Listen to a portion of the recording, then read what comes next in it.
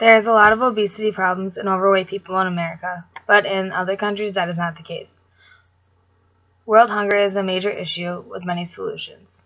Starvation should not be the reason people are dying across the world. It affects more people than we know. The U.S. Food and Agriculture Organization estimates that about 805 million people of the 7.3 billion people in the world, or 1 out of every 9, are undernourished.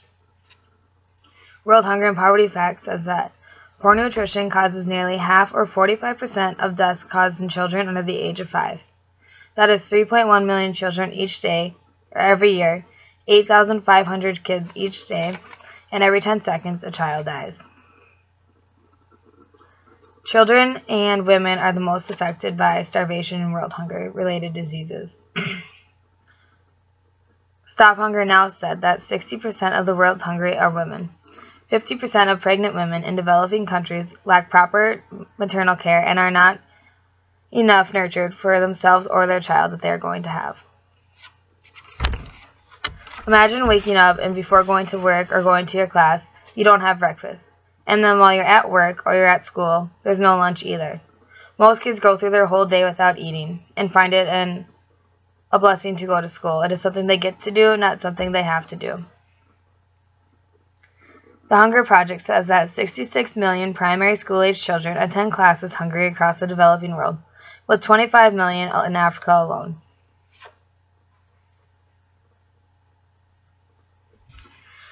There are many organizations across the world and people trying to help stop world hunger, but is that enough? Save the Children said that it requires actions at several different levels.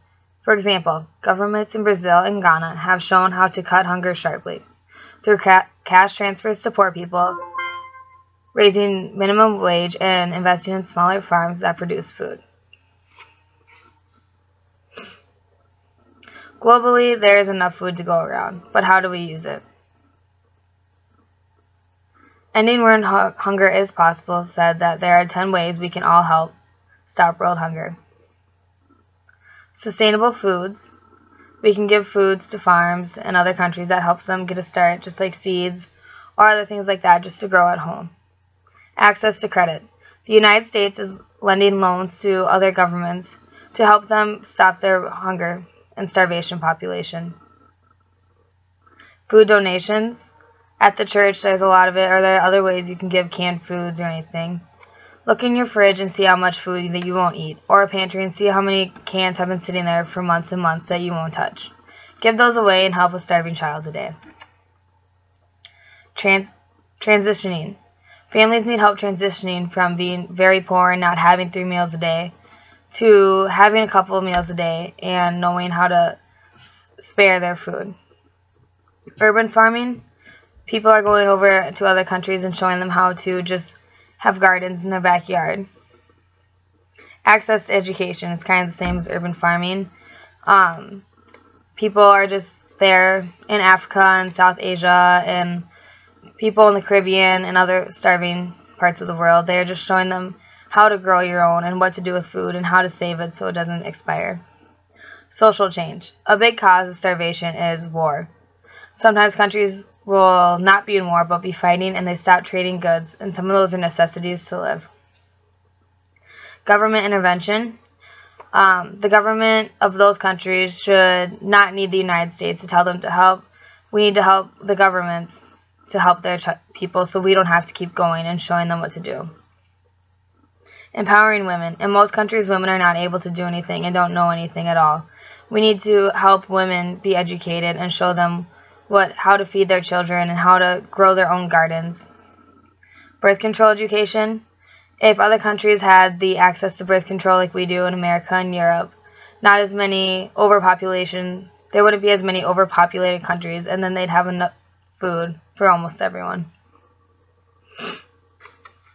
America and Europe are considered the richer countries, and we have less starvation percentage. But where does all the waste go?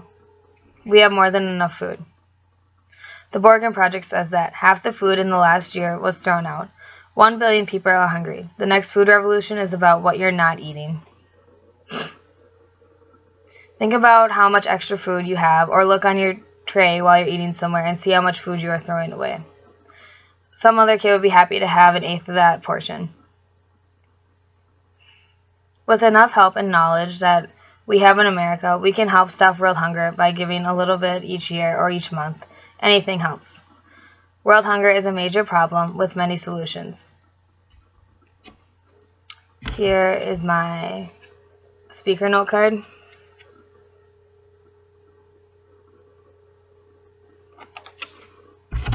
And my evidence cards.